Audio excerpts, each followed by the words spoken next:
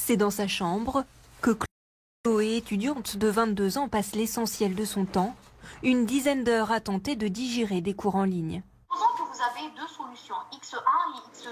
À votre problème, Ce jour-là, ils sont une quarantaine d'élèves ingénieurs en dernière année à suivre ce cours d'optimisation de mathématiques. J'ai un peu plus de mal à poser des questions sur ces appels-là qu'en cours, parce que ça veut dire que là, il y avoir 45 personnes qui vont m'écouter, on va entendre que ma voix et j'ai peur de poser une question bête.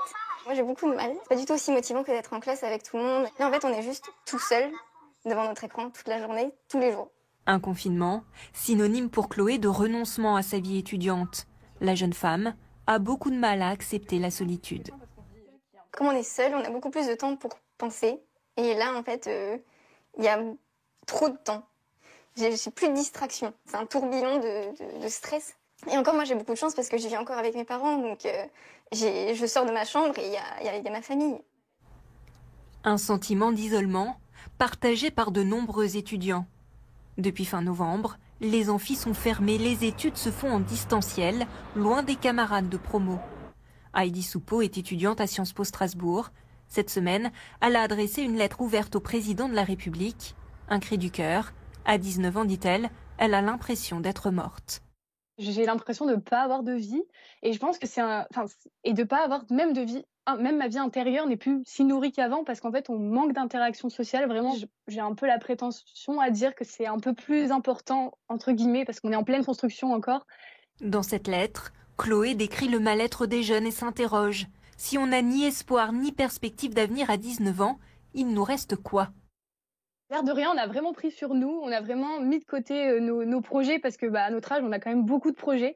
Et puis on a l'impression qu'on parle jamais de nous, qu'on cherche pas d'alternative à notre souci. En fait, on a l'impression de ne pas vraiment exister. Comme un début d'espoir, ce lundi, quelques étudiants ont retrouvé les bancs de la fac de Cergy.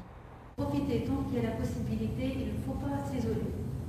Des cours de soutien, ouverts à de petits groupes d'10 personnes maximum, des étudiants qui se sentent privilégiés.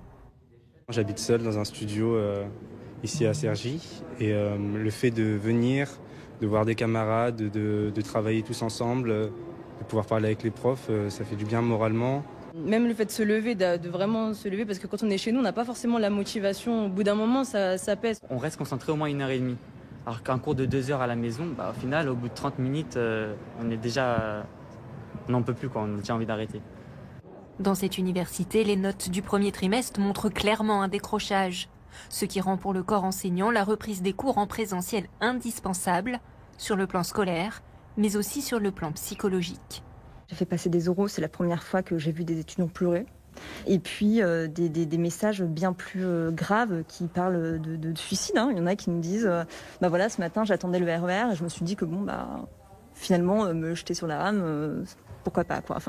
Et ces messages ils peuvent étonner, mais en fait ce sont des étudiants qui sont confrontés par ailleurs, encore une fois, à des difficultés financières, sociales, etc. Avec la pandémie, de plus en plus d'étudiants se retrouvent privés de ressources. Selon l'Observatoire de la vie étudiante, 33% ont rencontré des difficultés financières pendant le premier confinement, notamment pour s'acheter à manger et payer leur loyer.